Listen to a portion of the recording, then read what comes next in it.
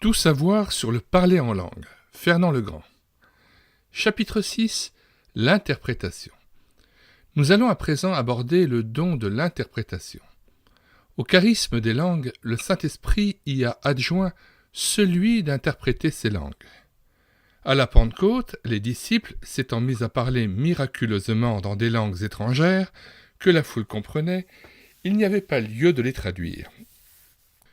Quand l'apôtre Paul exerçait ce don, et il le faisait plus et mieux que n'importe qui d'autre, c'était dans des circonstances similaires. Il se défendait d'exercer ce don dans l'Église, qui est un cercle composé généralement de croyants. Comme ce signe était pour les Juifs incrédules, il dit que, dans l'Église, il préfère dire 5 mots intelligents que 10 000 en langue. Il est donc 2000 fois plus favorable à ce qu'on y parle le langage de tous les jours qu'à ce qu'on y parle en langue ou, si l'on préfère, il était 2000 fois plus opposé à ce qu'on y parle en langue qu'autrement. Quand Paul parlait en langue, c'était non pas comme battant l'air, comme un airain qui résonne, ou comme une trompette qui rend un son confus. Non, il est efficace. Il exerce ce don dans le cadre prévu à cet effet, c'est-à-dire celui de l'Israël hyper-patriotique et hyper-saint qui rejetait ces corps étrangers qu'étaient les païens.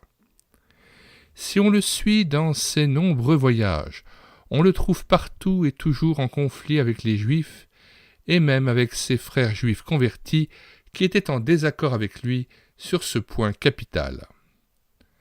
Quand il rentra de son premier voyage missionnaire à l'église d'Antioche, d'où il était parti, il raconta comment Dieu avait ouvert aux nations, les langues étrangères, la porte de la foi. Acte 14, verset 27. C'est vraisemblablement dans de telles occasions qu'il exerçait ce don de louer le Dieu d'Israël dans la langue des païens. Fausse piste. Du côté de Paul, il n'y avait pas de risque de dérapage. Mais il n'était pas le seul à parler en langue. D'autres, qui avaient ce charisme, n'en faisaient pas le même usage. Oubliant à qui le signe devait faire signe, ils éprouvaient une satisfaction personnelle à se faire entendre jusque dans les réunions de l'Église et en l'absence d'opposants juifs, là donc où il n'y avait aucune raison de le faire, sinon occasionnellement, une fois sur 2000 par exemple, 1 Corinthiens 14, verset 19. Puisque c'était, à l'époque, un authentique don de l'esprit, Paul ne voulait pas en interdire l'exercice. Mais c'était devenu chez certains comme la force herculéenne de Samson qui était aussi un don de Dieu. Tel de nouveau Samson, il s'en servait à tort et à travers, sans intelligence. C'est ce que Paul leur rappelle. Employez aussi leur intelligence. Ce n'étaient pas les dons qui manquaient aux Corinthiens, mais l'intelligence de ces dons. Paul doit leur faire le reproche d'être restés au stade de l'enfance. N'en étant encore qu'au lait, spirituellement parlant, 1 Corinthiens 3, verset 2, ils y allaient tous ensemble de leur petite démonstration linguistique. N'étant que des bébés sous le rapport de la foi, ils étaient tout fiers de montrer qu'ils avaient au moins ça. Nous allons paraphraser en tournure populaire ce que Paul doit leur dire aux versets 16 et 17 du chapitre 14. « C'est bien beau de faire de belles prières et de belles actions de grâce en égyptien ou en perse ou en latin, mais il n'y a même pas un juif intégriste venu d'Alexandrie, de Persépolis et de Rome parmi vous cette semaine. On veut bien croire que ton latin est du plus haut classique et que ça te fait plaisir et peut-être même du bien. Mais à quoi ça peut bien servir? Personne ici n'y comprend goutte. Comment veux-tu qu'on dise Amen après toi, puisqu'on ne sait pas ce que tu as dit? 4 choses se dégagent déjà en rapport avec la pratique corinthienne de l'interprétation. 1. Associé au parler en langue, l'interprétation devait le compléter et atteindre le but premier qui restait de servir de signe à ce peuple et à son incrédulité, sujet largement débattu précédemment. 2. À tout parler en langue, il fallait nécessairement qu'une traduction l'accompagne. Pourquoi ? Afin, comme le dit Paul, que l'on comprenne ce qui avait été dit et qu'ainsi on puisse y ajouter son amen personnel et adhérer intelligemment à la prière enfin comprise. Pour traduire le parler en langue dans l'Église, Dieu avait donné à celui qui parlait, verset 13, et à quelqu'un d'autre présent dans l'Église, le don non moins miraculeux de l'interprétation. 3. Ce qui était dit en langue devait obligatoirement être interprété. Il ne pouvait en aucun cas s'exercer sans son complément explicatif, verset 18. De plus, il y avait obligation de s'assurer qu'il y avait un interprète dans l'assemblée avant de commencer à parler en langue et non après. S'il n'y a pas d'interprète, qu'on se taise. À la lumière de ces quelques précisions, on s'aperçoit que les Corinthiens eux-mêmes étaient loin du modèle divin. Aujourd'hui, plus qu'alors, ces textes sont écartés avec la plus grande désinvolture. 4. Une autre pratique, qui elle aussi était anti-biblique, c'était de prier ou de chanter tous ensemble en langue. L'interprétation, même si elle était envisagée, devenait impossible dans le brouhaha qui en résultait. C'était, encore là, une façon de faire que Dieu réprouvait par un terme fort, le désordre. Son Saint-Esprit ne pouvait pas produire le contraire de ce qu'il ordonnait. Et qu'ordonnait-il ? Voici la réponse. En est-il qui parle en langue ? Que 2 ou 3 au plus parlent, chacun à son tour, et que quelqu'un interprète. Verset 27. Arrivé à ce point de notre étude, si on additionne les entorses faites à l'enseignement divin, on constate déjà que les pentecôtistes conservateurs sont, autant que les charismatiques qu'ils honnissent, à côté de la plaque. En termes d'alpinisme, on dirait qu'ils ont dévissé, ou en termes de slalom spécial, qu'ils ont enfourché toutes les portes. Fantaisie. Tout ceci est déjà très grave, mais il y a plus grave encore. Dans tous les cas d'interprétation que j'ai personnellement vérifiés avec le plus grand soin et un esprit ouvert, je n'ai découvert rien d'autre qu'une fabrication humaine, une tromperie délibérée. Ce qui m'avait surpris, c'était le décalage inadmissible entre la brièveté des parlers en langue et la longueur démesurée des interprétations comme, par exemple, quelques lentes syllabes d'un chant très court qui s'est transformé en une traduction fleuve. À force de questionner en procédant par recoupement, on a fini par m'avouer en haut lieu que A. Celui qui parle en langue ne comprend pas ce qu'il dit. B. L'auditoire ne comprend pas non plus ce qui est dit. C. Celui qui interprète ne comprend pas non plus ce qu'a dit celui qu'il traduit. M'étant offusqué de pareilles tricheries, on m'a candidement répondu que l'interprétation n'était pas une traduction réelle, mais que c'était une traduction du cœur. C'était donc n'importe quoi laissé à la fantaisie d'un pseudo-interprète. Ce n'est là ni ce que la Bible dit, ni ce qu'a enseigné Donald G. Le maître à penser du pentecôtisme qui affirme que l'interprétation était bel et bien une traduction. Un autre, pour essayer de se sortir de cette situation embarrassante, m'a dit que l'interprétation n'était pas la traduction de ce qui était dit en langue, mais la réponse du ciel à ce qui venait d'être dit. On est ici en pleine divagation. L'Écriture est délibérément foulée aux pieds.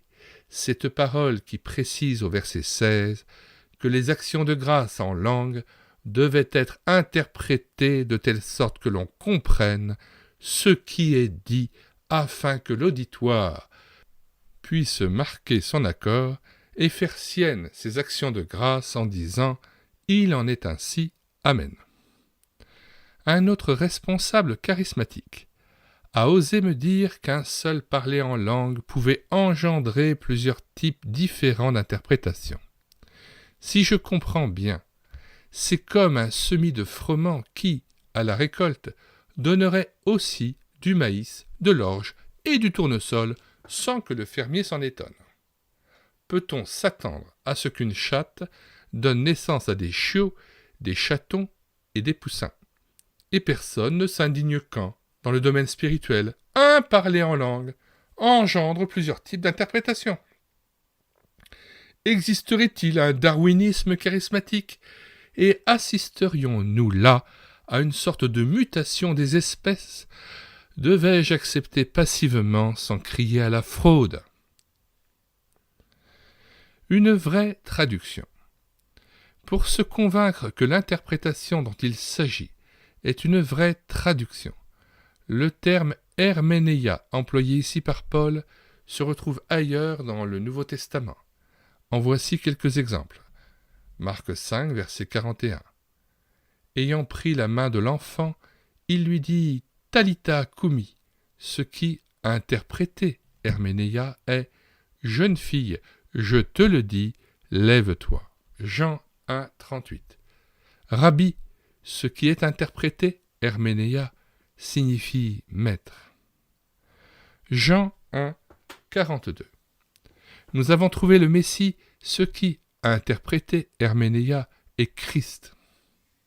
Jean 9, verset 7. Va et lave-toi au réservoir de Siloé, ce qui est interprété, herménéia, envoyé. Acte 9, verset 36. Une femme disciple nommée Tabitha, qui, interprété herménéia, signifie Dorcas. Il suffit maintenant de poursuivre avec 1 Corinthiens 12, verset 10. À un autre, l'interprétation herménéia des langues. 1 Corinthiens 14, verset 26. Chacun de vous a une interprétation herménéia. Sur ce point, en tout cas, nous arrivons avec Donald J., l'un des grands maîtres du pentecôtisme, à l'incontournable évidence que l'interprétation herménéia, le terme choisi par le Saint-Esprit, ne peut rien être d'autre que traduction. Un colonel de l'armée du salut à la retraite m'a raconté à quel point il avait été consterné lors d'un culte auquel il assistait. Il avait rendu grâce en lingala, la langue vernaculaire de l'Ouest africain, son champ de mission. Dans l'assemblée, un interprète, entre guillemets, croyant avoir affaire à un parler en langue, puisqu'il n'avait rien compris, a donné une interprétation, entre guillemets, qui n'avait rien à voir, ni de près, ni de loin, avec ce qui venait d'être dit. Contrefaçon. J'ai personnellement constaté que cette contrefaçon était connue des milieux concernés. Un chrétien des îles du Cap-Vert venait de prier dans sa langue. À peine avait-il dit « Amen » qu'un responsable plus avisé que les autres a coupé la parole d'interprétation en disant « Notre frère vient de rendre grâce dans la langue de son pays. » Cela veut dire que, sans cette intervention, il y aurait eu le miracle d'une interprétation entre guillemets évangélique au niveau des termes employés, mais aussi fausse dans l'esprit que les paroles de la jeune Pythonisse d'Acte 16, verset 17, qui, par le même esprit de confusion, a pu dire « Ces hommes sont les serviteurs du Dieu Très-Haut, et ils vous annoncent la voie du salut. » De quelle oreille attentive n'ai-je pas écouté ce parler en langue, heurté, saccadé, incompréhensible comme tous les autres, au cours duquel, tout à coup a surgi 3 fois, un spiriti santi en italien. Ayant saisi cette triple répétition, j'ai guetté l'arrivée de ces 3 expressions dans l'interprétation. je les ai attendus en vain. Le Saint-Esprit, qui était censé les avoir inspirés dans le parler en langue, les aurait-il oubliés dans l'interprétation? Ou bien l'Esprit de Dieu ne serait-il pour rien dans un cas comme dans l'autre? Mais alors, quel esprit, entre guillemets, a pris la relève? Un ami espagnol, dans une communauté pentecôtiste francophone, avait prié le « Notre Père » entre guillemets dans sa langue maternelle. Il s'en était suivi une interprétation qui était tout sauf le Pater Noster. Ce fut, pour lui aussi, une preuve de plus que celui qui interprétait non seulement ne comprenait pas plus que les autres, mais qu'il trompait tout son monde sous le couvert d'une phraséologie évangélique. Profondément attristé par cette nouvelle malhonnêteté, je me suis décidé à passer à une vérification plus poussée. J'ai demandé à un ami écossais, ayant un accent typique de son pays, de mettre le Notre Père 2 fois de suite sur magnétophone. Muni de cet enregistrement et de 2 autres parlers en langue pris sur le vif et suivis des interprétations qui en avaient été données, je suis allé voir des amis pentecôtistes très modérés, pour qui les exagérations et les dérapages ne se rencontrent que chez les autres. Personne dans la communauté ne mettait en doute leur conversion ou leur sincérité ou la réalité de leur charisme entre guillemets. Après avoir prié ensemble, je leur ai demandé d'interpréter ce pseudo et ces vraies entre guillemets langues. Cela fut fait sans objection ni réticence. Hélas, 1000 fois hélas, le Notre Père en anglais s'est transformé en un message d'encouragement en français. Quant au reste, c'était aussi différent de la première interprétation que le Rhône est différent du Rhin et coule dans la direction opposée. Cette aventure, rapportée à mon ami écossais, l'a laissé sans voix. Il ne pouvait que bredouiller « Mais alors ! Mais alors !» En effet, peut-on encore se dire chrétien quand on s'acoquine de si près avec celui qui se déguise aussi en ange de lumière? 2 Corinthiens 11, verset 14. Pour se sortir de cette mauvaise passe, certains allégueront, sans trop y croire, qu'on ne soumet pas un don de l'esprit à une épreuve électronique. Il faut donc faire remarquer que ce n'est pas l'épreuve qui a créé la tricherie. Elle n'a fait que la confirmer, et elle a de surcroît démontré que ces prétendus dons viennent d'ailleurs que d'en haut. Dr Jekyll et Mr Hyde. Ce qui va suivre ne relève pas de l'électronique. Voyez pourtant, plusieurs ont découvert que ce qui se disait en langue était orienté dans des sens opposés en fonction des courants de sympathie ou d'antipathie. J'ai personnellement été la cible de 2 exhortations en langue ayant trait à une même situation. Selon les sentiments cultivés, les paroles divines, entre guillemets, étaient toutes de consolation dans un cas et toute condamnation dans l'autre. Est-ce sérieux? Le Saint-Esprit serait-il selon l'humeur du moment, Dr Jekyll et Mr Hyde? Un pasteur pentecôtiste n'y croyait pas non plus. Sa situation particulière était difficile. Dans certaines églises, il se voyait gratifié d'une prophétie en langue trop bien documentée et orientée pour ne pas être préméditée. Il le savait. Sa conclusion était la suivante. Je n'accepte ce qu'on dit en langue que là où on ne me connaît pas. Il admettait donc la supercherie, mais à ses yeux, elle n'était que d'un côté, dans le camp de ceux qui, ne le connaissant pas, ne lui décochaient aucune flèche. Or chacun sait que si une pièce de monnaie est fausse d'un côté, elle l'est des deux, pile, face et même tranche. En supplément, ce qui démontre à suffisance que tout n'est qu'humain et subjectif dans l'actuel don des langues, et que le Saint-Esprit n'y est pour rien, c'est que l'interprétation est toujours le reflet de courants et de sentiments particuliers. Les charismatiques y révèlent leur appartenance au catholicisme romain. Les spirites y trouvent des révélations occultes. Les frères pentecôtistes, étant évangéliques, prennent le langage évangélique et les tournures de phrases propres à leur milieu. Convaincus de la guérison divine, ils y projettent leurs convictions. Des guérisons qui n'ont pas lieu sont prophétisées par ce moyen, démontrant, selon Deutéronome 17, versets 20 à 22, que l'esprit qui préside à la chose n'est pas celui de Dieu. Le jour où les musulmans parleront en langue, on peut être sûr que le faux prophète Mahomet aura une place de choix dans leur vocabulaire inspiré, ce qui conférera à l'islam un label d'authenticité divine. Tout ceci pour dire qu'une fois l'incompréhensible don confronté à son interprétation, le masque tombe et son vrai visage est dévoilé.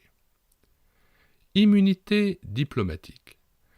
J'ai aussi remarqué que mes interlocuteurs ou mes correspondants n'étaient jamais autant irrités que lorsque je leur parlais de vérification de ces deux dons-là. Cela les mettait hors d'eux-mêmes, certains allant jusqu'à jeter l'anathème. Ainsi donc, seul le parler en langue ne devrait pas subir l'épreuve de la vérité. La Bible, au contraire, nous dit d'éprouver les esprits, 1 Jean 4, versets 1 à 3. Le don de l'évangéliste et l'esprit qui l'anime sont mis à l'épreuve selon 1 Corinthiens 15, versets 1 à 4, tel que je vous l'ai annoncé, sinon vous auriez cru en vain. Ou selon Galates 1, verset 8, un autre évangile s'écartant de celui que nous vous avons prêché. Le signe d'authenticité de la foi qui prouve le don de guérison est, selon Marc 16, versets 17 et 18, que le malade à qui on a imposé les mains soit guéri. Le don de prophétie devait être éprouvé, selon 1 Corinthiens 14, verset 29, que 2 ou 3 prophétisent et que les autres jugent. Ou, selon le verset 32, les esprits des prophètes sont soumis aux prophètes. Ce qui veut dire qu'un don de prophétie ne peut pas contredire la prophétie générale qui le met ainsi à l'épreuve. Quant au don de Paul, celui d'apôtre entre autres, Éphésiens 4, versets 7 à 11, il peut en dire « Les preuves de mon apostolat ont éclaté au milieu de vous par une patience à toute épreuve, par des signes, des prodiges et des miracles. » 2 Corinthiens 12, verset 12, etc. Pourquoi seuls ces deux charismes jouiraient-ils d'une sorte d'immunité diplomatique ou devraient-ils être mis au-dessus des lois de l'épreuve? À des gens qui rechignaient à soumettre leurs dons au test décisif du magnétophone, au nom d'une ambiance qui ne serait pas propice à l'action de l'esprit, j'ai rappelé que David Wilkerson, qu'ils admirent, affirme, et beaucoup d'autres avec lui, pouvoir parler en langue à volonté, n'importe quand et n'importe où. B. Qu'en 1986, TF1 a programmé une émission où 3 pentecôtistes ont posé devant les caméras de télévision et ont engagé entre eux une conversation en langue. Le cadre d'un studio d'enregistrement s'est prêté à cette manifestation spirituelle, aussi bien qu'une réunion d'église, et que, toujours dans cette même ambiance de prise de vue, une interprétation avait été enregistrée. C. Qu'un de leurs chefs de file, Gordon Lindsay, dit dans The Gift of the Spirit, page 147, qu'à un parler en langue, il pouvait y avoir plusieurs désirs d'interprétation. À partir de ces 3 prémices pentecôtistes qu'il ne pouvait pas rejeter, ma proposition a été celle-ci. Préparer une rencontre où un des leurs parlerait en langue et 3 autres interpréteraient isolément sous écoute magnétique. Les interprétations qui devaient dire la même chose à quelques nuances près seraient alors comparées. Cette proposition qui est restée sans réponse, je la maintiens ici par écrit face à toutes les communautés charismatiques de la francophonie. Pourquoi n'y a-t-il pas eu et n'y aura-t-il jamais de réponse à cette offre pourtant loyale? Embuscade. Voici la réponse combinée de deux d'entre eux qui, échaudés, ont pris leur distance vis-à-vis d'une position doctrinale et d'une attitude morale qu'ils réprouvent. Prenez garde, frères, si ces gens entrent dans votre jeu, ce n'est que pour vous faire entrer dans le leur et tenter de vous abuser par la fraude. Ils n'entreront dans la vérification de leurs dons que s'ils sont sûrs de tricher dès le départ, c'est-à-dire se concerter par avance sur un texte court, comme par exemple le psaume 23 qu'ils apprendront par cœur en changeant un mot ici et là. Mais si vous exigez une interprétation spontanée avec des interprètes qui ne se connaissent pas entre eux, vous n'essuierez que leur refus. Nous aussi, nous avons cru pendant longtemps que notre Église était le théâtre des manifestations de l'Esprit. Au culte, lors de parler en langue interprétée, on entendait des « révélations » entre guillemets à caractère privé, indéniablement exactes, qui touchaient presque toutes les familles de l'Église. On mettait cela sur le compte d'un don de « connaissance » entre guillemets qui se révélait en langue. On a quand même fini par s'en étonner, puis par s'en inquiéter. Cela a duré jusqu'au jour où le poteau rose fut découvert. L'occasion qui révéla la mascarade fut une bisbille qui tourna la division dans l'Église. Les langues se délièrent alors. On apprit qu'un des anciens faisait le tour des familles et s'arrangeait ensuite avec deux autres qui, le dimanche, révélaient en langue d'abord et en interprétation ensuite des faits souvent anodins qui avaient été notés dans les contacts des jours précédents. Face à cette tricherie organisée, le conseil de ses amis à être sur ses gardes reste de saison, car là où la fraude est érigée en principe, on doit s'attendre au pire. Là où il n'y a plus de chrétiens que de noms, tous les coups bas sont permis. Qu'il faille, tels des brebis au milieu des loups, être prudents comme des serpents et simples comme des colombes, vis-à-vis du monde, on peut l'admettre. Mais que l'on doive appliquer ces mesures extrêmes à ceux pour qui sincérité, droiture et loyauté devraient être la règle de vie, cela fait chavirer le cœur jusqu'à la nausée. Le Seigneur dit, quand ce peuple s'approche de moi, il m'honore de la bouche et des lèvres, mais son cœur est éloigné de moi, et la crainte qu'il a de moi n'est qu'un précepte de tradition humaine. Ésaïe 29, verset 13. Certes, on ne peut pas, a priori, faire un procès d'intention à tous les frères pentecôtistes en les accusant d'imposture et de mauvaise foi. La charité chrétienne commande de croire, surtout chez les modérés, à leur sincérité jusqu'à ce que l'occasion leur soit offerte de prouver le bien fondé de la confiance qu'on leur témoigne. Nous avons bien dit jusqu'à ce que et pas au-delà, car quand la vérification du don incriminé est refusée, l'honnêteté morale prend fin et l'erreur doctrinale devient un péché. C'est la même conclusion que Jésus a donnée au péché d'aveuglement des pharisiens lors de la guérison de l'aveugle-né de Jérusalem. Si vous étiez aveugle, vous n'auriez pas de péché. Mais maintenant vous dites, nous voyons. C'est pourquoi votre péché subsiste. Jean 9, versets 40 à 41. Rapport charismatique sur l'électronique.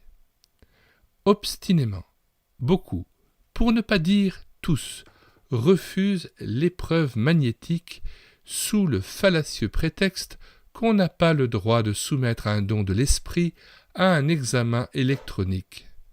Ceux qui disent cela ont-ils à ce point peur de découvrir la vérité ? Comment admettre que pour ces mêmes charismes, on se sert tant et plus de l'audiovisuel. Des guérisons ou des miracles dits de l'esprit sont photographiés, filmés, reproduits, diffusés. Des parlers en langue et leur interprétation sont enregistrés, puis réentendus et commentés dans des cercles privés ou élargis. Des millions de cassettes avec des messages évangéliques circulent dans le monde et sont diffusés sur les ondes, écoutés, copiés et analysés par des multitudes. Ces cassettes magnétiques sont à ce point porteuses de l'Esprit de Dieu que beaucoup sont édifiés et que d'autres naissent de nouveau par le Saint-Esprit en les écoutant. Non, ce refus d'analyse par le moyen d'une technique neutre et impartiale n'est motivé que par la crainte de découvrir que le combiné langue-interprétation n'existe qu'à l'état de contrefaçon. Nous apportons maintenant la preuve décisive que ce refus d'analyse n'est pas le fruit d'une conviction scripturaire, mais une dérobade, qui n'est autre chose que l'art très politique d'esquiver les questions embarrassantes. La revue Expérience est incontestablement d'obédience pentecôtiste. Dans le numéro 73 de 1989, il n'y est question que de l'extraordinaire découverte des stupéfiantes structures mathématiques de la Bible au moyen des ordinateurs ultra-rapides, page 24 et autres. Les moyens humains de ces recherches sont les plus grands mathématiciens israéliens et américains des universités de Jérusalem, Tel Aviv, Yale et Harvard. Ces recherches sont des travaux sérieux menés par des gens sérieux, page 24. On est au bout des superlatifs pour qualifier l'entreprise et surtout les résultats. L'ordinateur démontre que la Bible est unique et contient en elle-même la signature du Créateur au-delà de ce que les hommes de Dieu les plus remplis de foi pouvaient imaginer, page 4. Et qu'est-ce qui met cette vérité en lumière ? De l'électronique. Or, la rédaction de la Bible a été un charisme que 1 Corinthiens 13 appelle le don de connaissance et de prophétie. L'écriture est constituée de ces deux éléments. Autrement dit, tout dans la Bible est connaissance et prophétie. C'est là le contenu de la révélation écrite, et c'est le charisme non pas le plus inspiré, mais le plus indubitablement inspiré de tous. Toute l'écriture est inspirée de Dieu. 2 Timothée 3, verset 16.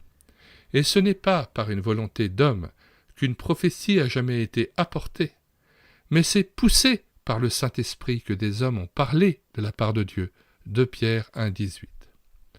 Or, Expérience, la revue Expérience, approuve sans réserve et avec un enthousiasme débordant, que nous partageons, l'examen électronique de ce charisme divin qui a présidé à la rédaction du canon des Écritures. Nous ne pouvons pas faire à Dieu l'injure de croire que les paroles qu'il est censé mettre dans la bouche des frères pentecôtistes soient moins vérifiables que celles prononcées puis écrites par Moïse ou par Jérémie ou par Jésus, Pierre et Paul. Si la technique moderne ne fait que décupler notre confiance en la parole, elle devrait en faire autant envers ces autres paroles dont on nous affirme avec force qu'elles sont de Dieu. Pourquoi toutes ces tergiversations ? Y aurait-il un doute ? Où est le problème ? La raison du problème est dans le texte de la revue précitée que nous allons reproduire intégralement, pages 6 et 7. Au lieu de « Bible » entre guillemets, nous y mettrons simplement « langue » entre guillemets, qui vaudra pour les dons de parler et d'interpréter. Nous demandons au lecteur de lire et de relire avec la plus grande réflexion les lignes qui suivent. Nous sommes arrivés à des conclusions fantastiques. Ce sont des faits auxquels on ne peut rien changer. Un scientifique qui veut des évidences pourra vérifier les faits, mais nous nous heurtons à un problème psychologique, moral. C'est une question essentielle qui touche la vie et la mort, et qui implique un engagement, car ou bien les langues sont vraies, ou bien tout est à jeter, ou bien ce travail apporte une découverte nouvelle, ou bien il n'y a rien. Nombreux sont ceux qui se sont intéressés à nos travaux, mais plusieurs, dès qu'ils s'aperçoivent où cela les mène, refusent d'aller plus loin en disant « chacun peut croire ce qu'il veut ». Mais non, dans son imagination sur le plan psychologique, chacun peut trouver ce qu'il veut. Mais ici, nous nous trouvons devant une structure mathématique. 2 et 2 font 4 pour tout le monde. On ne peut pas croire ce qu'on veut dans ce domaine. Voilà la raison cachée de l'objection à aller plus loin dans l'investigation du don des langues. C'est la peur de devoir admettre que, si l'épreuve électronique confirme que la Bible est la signature de Dieu, la même épreuve ne fasse apparaître la signature de celui qui contrefait l'ange de lumière. N'importe qui peut s'assurer de la chose. La vérification est d'autant plus facile qu'elle n'exige aucun appareil coûteux ou compliqué. Qui, à l'heure qu'il est, n'a pas un enregistreur portatif chez soi? Que l'honnête chercheur de vérité y enregistre son propre parler en langue, ou qu'il en capte un dans son église. S'il croit que ce don est authentique, il doit obligatoirement croire que le don d'interprétation des autres ne l'est pas moins, qu'il aille vers ceux qui sont reconnus pour avoir ce charisme, qu'il demande à plusieurs séparément, c'est-à-dire à l'insu les uns des autres, d'interpréter ce qui a été mis sur bande, qu'il compare ensuite les diverses interprétations entre guillemets. Personnellement, je l'ai fait. La signature n'était pas celle du Père des Lumières, mais plutôt celle du Père du mensonge. Jacques 1, verset 17, Jean 8, 44. Puisque l'épreuve électronique fait bondir d'une feinte indignation ceux qui ont peur de découvrir leurs erreurs, je leur ai suggéré un autre type de vérification. Voici ce que par écrit j'ai proposé à 2 des plus hautes sommités du charismatisme de France et de Suisse. Puisque vous croyez, soi-disant, en toute bonne foi, que votre don des langues existe encore et qu'il est authentique, vous êtes tenu de croire que son inséparable corollaire, le don d'interprétation, existe encore lui aussi et qu'il possède les mêmes caractéristiques miraculeuses et divines.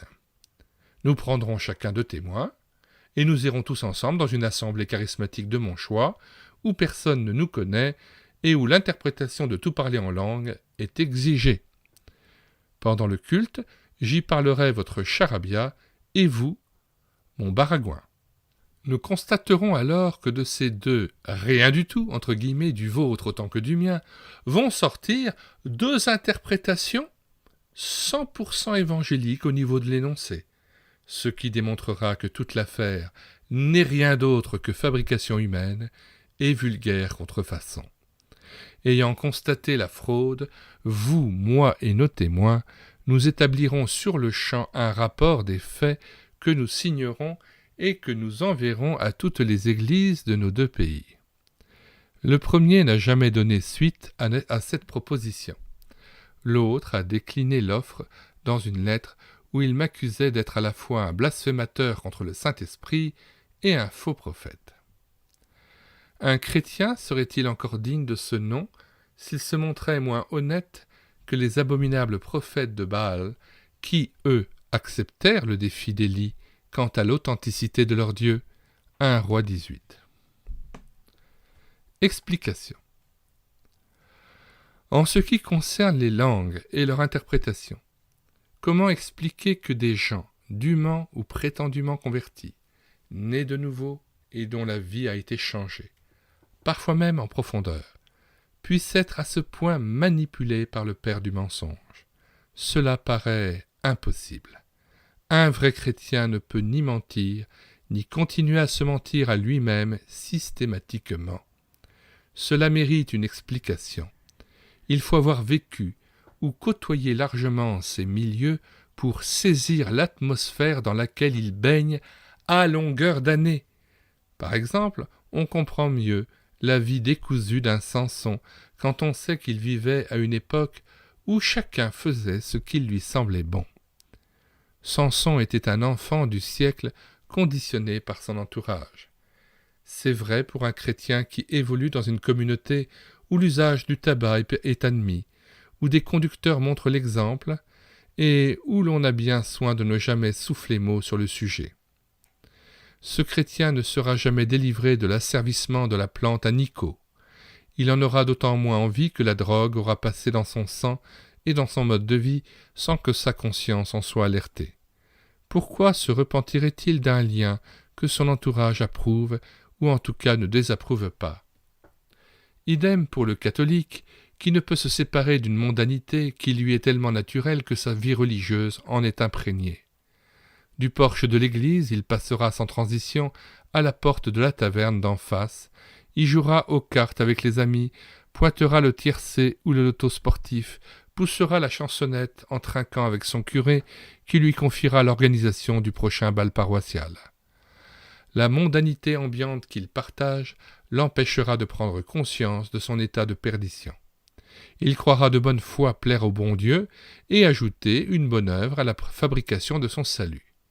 Comment ouvrirait-il la porte de la repentance? La clé en a été enlevée par son directeur de conscience. C'est aussi ce qui se passe dans les communautés à forte influence charismatique. L'expérience y prime la doctrine. Je répète, l'expérience y prime la doctrine. L'exaltation mystique est appréciée.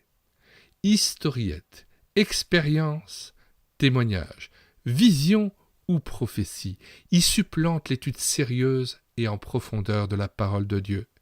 C'est la préparation idéale à la démission de la raison.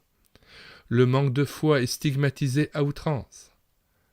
Tout ce que vous demanderez en priant, croyez que vous l'avez reçu et vous le verrez s'accomplir, Marc 11, verset 24. Et le genre de vérité biblique qui s'hypertrophie à force de la pressurer à l'extrême. Chacun se fait une obligation de témoigner ce qu'il a déjà reçu, même s'il ne l'a pas encore reçu et qu'il ne le recevra jamais. Un pied dans la tombe, on vous affirme sans vergogne que l'on est guéri. Ce n'est pas un mensonge, c'est au contraire le triomphe de la foi. Il faut continuer à croire coûte que coûte et surtout ne pas douter. C'est cette démesure dans la distorsion des textes qui façonne les mentalités, à telle enseigne que, quand quelqu'un interprète mal une langue dont il n'a rien saisi, il ne fraude pas, il ne ment pas, il croit tout simplement. Il honore Dieu par sa foi en l'exercice d'un don qu'il croit avoir reçu parce qu'il l'a demandé ou parce qu'on lui a fait croire qu'il l'avait. Et comme personne dans sa congrégation ne se permet de contester et de contrôler les platitudes évangéliques qu'il débite, il s'enferre toujours plus dans ce qu'il croit être vrai, même si cela heurte la vérité de front. Quand ce pasteur affirma que la grande salle où il avait prêché ce soir-là était comble, alors qu'il y avait moins de 15 personnes présentes, il ne mentait pas. Il croyait tout simplement que Dieu, à qui il avait demandé avec foi de la remplir, ne pouvait qu'avoir tenu sa promesse. Puisqu'il est écrit « Croyez que vous l'avez reçu ». Il le croyait, donc il l'avait reçu, et il pouvait le dire tout haut dans la présence de ceux qui avaient été témoins du contraire. Ce sont là des vérités devenues folles qui engendrent des états d'âme, qui deviennent vite des états d'esprit inconnus des autres chrétiens évangéliques qui ont de la peine à croire que de tels abus puissent exister réellement. C'est en fait une maladie spirituelle proche des religions orientales. C'est l'abandon de la volonté, la démission de l'esprit, la dévalorisation du raisonnement. L'un des leurs, G. Ramseyer, n'a-t-il pas écrit un livre dont nous reparlerons, intitulé « Vous raisonnez trop ». C'est l'annihilation du moi jusqu'à en perdre conscience pour être rempli d'un autre esprit. Mais quel esprit? Il est facile d'y coller le texte de 1 Corinthiens 14, verset 14. « Si je prie en langue, mon esprit est en prière, mais mon intelligence demeure stérile. » Séparé du verset qui suit, qui fait la rectification en recommandant aussi l'usage de l'intelligence, on en arrive à accueillir tout ce qui n'est pas de la pensée intelligente. Indirectement, cela devient le mépris de ce qui distingue l'homme de l'animal, et cela conduit à la négation du premier et du plus grand commandement : tu aimeras le Seigneur ton Dieu de toute ta pensée. c'est-à-dire de tout ton savoir, de tout ton raisonnement, de toute ta volonté, de toute ton intelligence, de tout ton esprit. Là où le langage favori est au contraire, ne résistez pas, abandonnez-vous, ne raisonnez plus, donnez toute la place à l'esprit, laissez-vous aller, faites-lui confiance, laissez-vous envahir et subjuguer par lui, faites le vide en vous-même. On peut être sûr que, selon Matthieu 12, verset 44, l'ennemi, trouvant la place vide de la résistance préconisée en Jacques 4, verset 7, que nous lisons et citons, « Soumettez-vous donc à Dieu, résistez au diable, et il fuira loin de vous. » Retour au texte. L'ennemi, trouvant la place vide de la résistance préconisée en Jacques 4, verset 7, disions-nous, s'empressera de venir la remplir sous la fausse appellation du Saint-Esprit. C'est la seule explication du don, entre guillemets, d'interprétation que nous venons d'analyser longuement. En définitive, ce qui va donner plus de poids à notre enquête sur le sujet, c'est l'aveu de ceux qui ont trempé dans ce trafic de dons falsifiés et qui, une fois convertis de cette imposture, ont déclaré que leur usage de ces dons, entre guillemets, n'avait été que faux et usage de faux. Si cette dernière formule devait faire de la peine à quelqu'un, puisse-t-il se rappeler que c'est dans des termes plus virulents que le pentecôtisme classique condamnait naguère ses frères charismatiques qui exercent les mêmes dons qu'il leur a par ailleurs transmis. Un frère en Christ nous a laissé par écrit cette courageuse mais terrible confession réquisitoire. Avec nous, l'argumentation logique n'est pas la bonne façon de s'y prendre. Nous n'y sommes sensibles que quand elle nous avantage. Nous sommes des malades. Ce dont nous avons besoin, c'est d'être guéris. Cela, il nous l'a écrit après sa guérison. Nul ne peut empêcher les faux monnayeurs d'imprimer des bonnes coupures, entre guillemets, ni de s'en servir, ni de les faire circuler. Les faux billets, comme les faux dons, procurent à leurs possesseurs de la vraie joie, des vrais biens, une vraie notoriété, une belle confiance en soi et en l'avenir, jusqu'à ce qu'ils se fassent prendre. Le jour approche où tous les faussaires devront faire face à cette terrible échéance, ainsi libellée. A. Rends compte de ton administration, Luc 16, verset 2. B. Il est réservé aux hommes de mourir une fois, après quoi vient le jugement, Hébreux 9, verset 27. Que feront en ce jour-là ceux qui, dans le domaine sacré, se sont servis du mensonge sous prétexte de mieux parler au nom du Seigneur? Ils ne pourront plus l'invoquer. C'est vers les rochers qu'ils se tourneront pour leur dire ainsi qu'aux montagnes, « Tombez sur nous et cachez-nous devant la face de celui qui est assis sur le trône et devant la colère de l'agneau, car le grand jour de sa colère est venu et qui peut subsister ?» Apocalypse 6, versets 16 à 17. S'être trompé, chacun le sait, c'est déjà grave. Avoir refusé de vérifier si l'on s'est trompé ou si on a été trompé, c'est encore plus grave. Mais en avoir entraîné d'autres dans la tromperie et par la tromperie, cela ne peut déboucher que sur une seule issue, celle dont le bien-aimé Sauveur a parlé. Si un aveugle conduit un autre aveugle, ils tomberont tous les deux dans la fosse. Matthieu 15, verset 14. Que personne qui pratique de telles iniquités ne s'abuse en espérant pouvoir lui dire, en ce jour-là, « Seigneur, Seigneur, n'ai-je pas prophétisé par ton nom? N'ai-je pas chassé des démons par ton nom?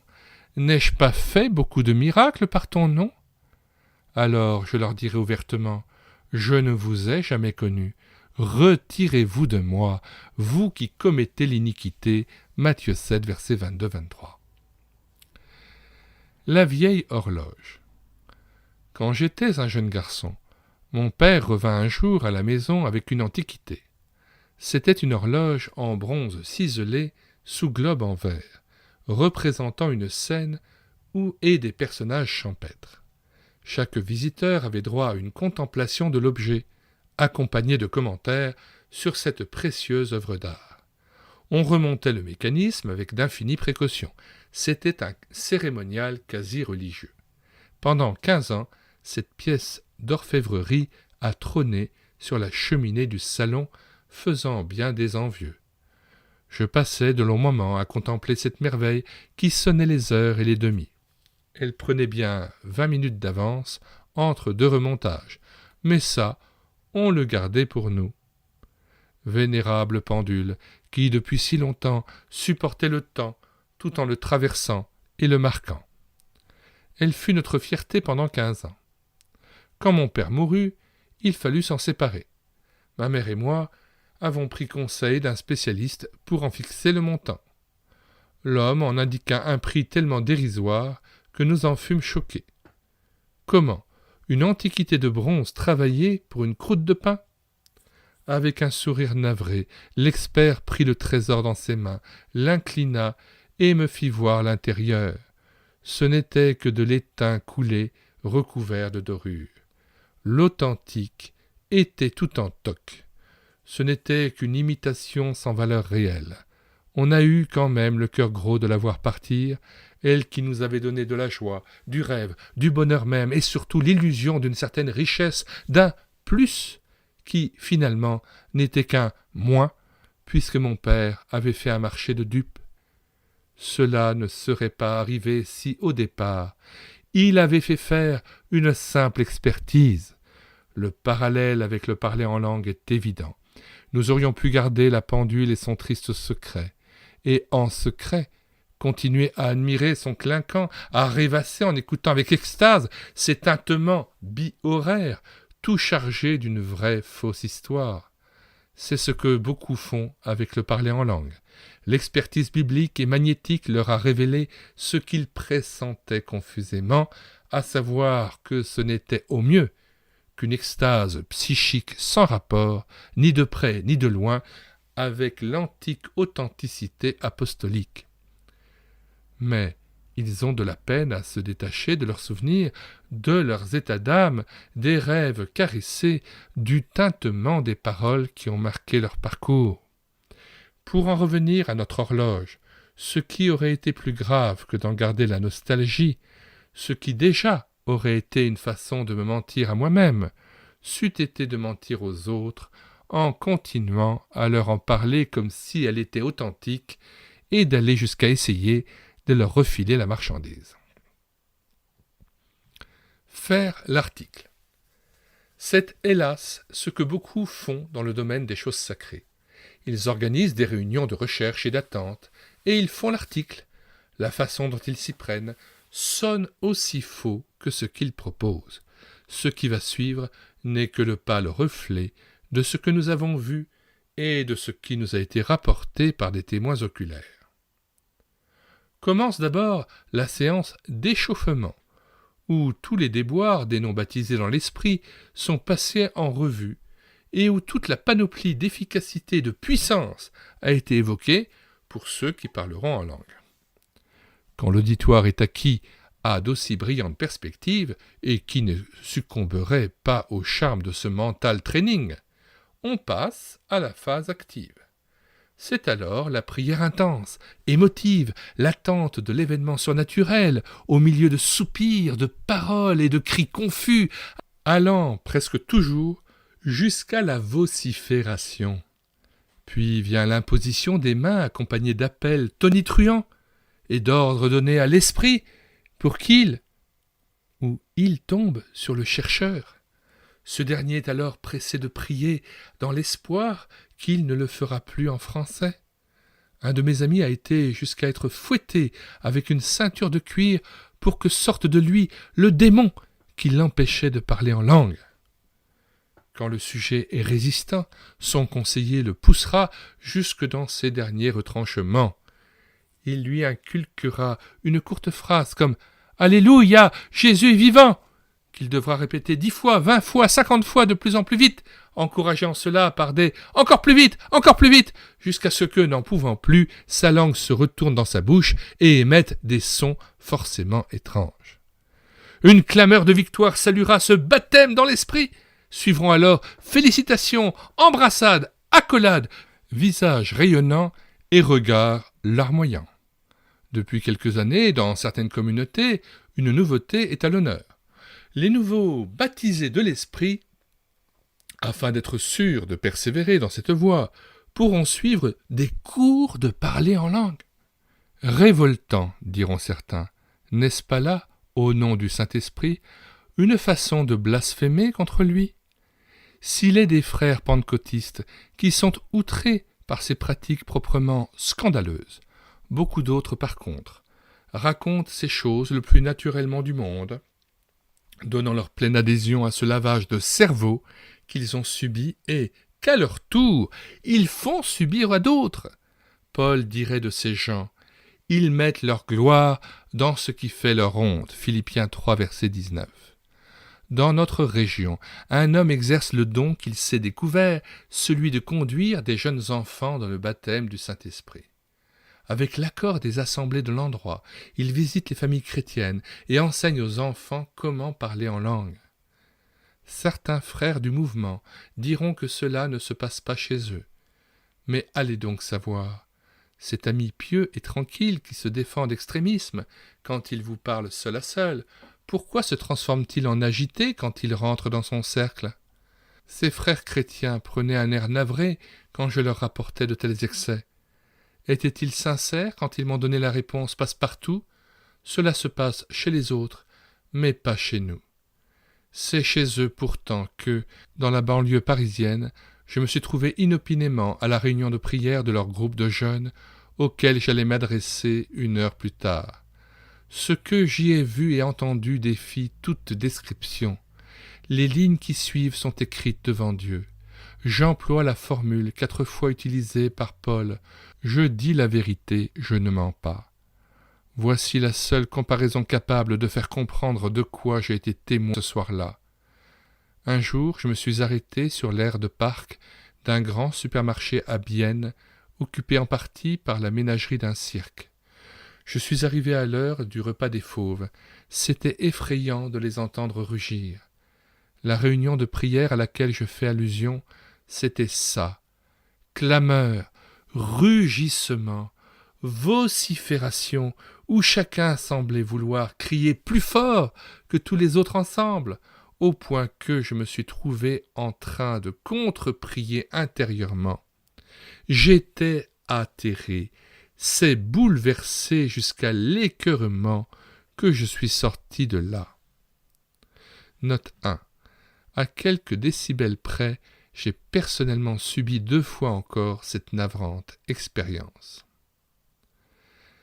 Ailleurs encore, et 25 ans avant la bénédiction de Toronto, là où l'on vous dit qu'on est digne et modéré, et surtout pas comme chez les autres, au culte du dimanche matin, une femme fut prise d'un rire spirituel entre guillemets strident. Le pasteur, allant croire un modèle de modération, confirma ce rire spirituel entre guillemets en encourageant tout l'éditoire à rire. « Riez, riez dans le Saint-Esprit !» Des rires fusèrent alors de partout, jusqu'à ce que toute l'assemblée se mette à rire. Tout le monde riait sauf un, ou plutôt une, qui ne devait pas être dans la ligne de l'esprit ce matin-là. C'était mon épouse. G. H. Lang a écrit un livre qui ne se veut pas doctrinal, mais qui est extrêmement bien documenté sur la question. Nous en recommandons vivement la lecture. D'où viennent ces langues? Édition du CCBP, F 19440 Ligignac. Alors c'est un livre, je le dis entre parenthèses, que j'ai entièrement pris en audio, en lecture audio, sur cette chaîne YouTube Elle écoutait sa parole. Il explique, à l'aide d'une foule d'exemples, comment ces gens, une fois rendus à la normale, semblent avoir perdu conscience de ce qui s'est passé et affirment ne pas être au courant des débordements auxquels ils ont pris part. Voici un exemple tiré des pages 75 et 83. À Kohonor résidaient un homme pieux et sa femme d'un rang social élevé. C'étaient des chrétiens partout estimés. J'étais heureux de la relation spirituelle que j'avais avec eux, qui n'était nullement entravée par le fait qu'ils étaient responsables dans le mouvement. Entendez par là le mouvement pentecôtiste. Lors de son baptême, entre guillemets, entendez par là le baptême, soi-disant de l'Esprit Saint. Il prononça seulement quelques syllabes en langue, ce qui fut suffisant pour provoquer des Alléluia et des cris que nous entendions encore à plus d'1 kilomètre de là. Je racontai à ce couple les faits de l'année précédente. Ils ne pouvaient les contester. Leur réponse me sidéra. Ils avaient été à ces rencontres, mais n'avaient jamais vu de tels actes. Leur sincérité ne peut être mise en doute. Alors, comment expliquer qu'ils ignoraient tout cela? Il semblerait qu'à Kohonor et à Londres, de puissantes forces de ténèbres aient ôté la faculté de perception à de braves personnes qui ne voyaient pas et n'entendaient pas les réalités auxquelles elles assistaient, tandis qu'elles voyaient effectivement des choses irréelles. Leur bonne foi n'est pas à mettre en cause, puisqu'elles étaient inconscientes de la confusion à laquelle elles participaient. Elles étaient au contraire persuadées que ces rencontres étaient de caractère céleste. Tout cela nous porte à croire que ces expériences sont issues de la même origine redoutable. Quand on se laisse aller à l'engrenage de la contrefaçon douloureusement évoquée dans ce chapitre, le mauvais esprit qui la préside finit par déteindre sur ceux qui s'y livrent. Quand les cœurs s'endurcissent dans cette voie, Dieu les livre à leur sens réprouvé, au point que, dépassant les mythomanes qui racontent ce qui n'est pas, eux ne peuvent même plus raconter ce qui est. Nous mettons dans les commentaires de cette vidéo le lien de téléchargement de cet ouvrage de Fernand Legrand, Tout savoir sur le parler en langue. Nous en mettons aussi le plan dans ces mêmes commentaires de cette vidéo. Vous pouvez donc accéder au téléchargement gratuit de cet ouvrage sur le site médiathèquechrétienne.fr où des centaines d'autres ouvrages ont été numérisés afin de pouvoir en faire bénéficier l'Église. Il s'agit tous d'ouvrages épuisés et non réédités de la littérature chrétienne. Nous vous disons au revoir et à bientôt.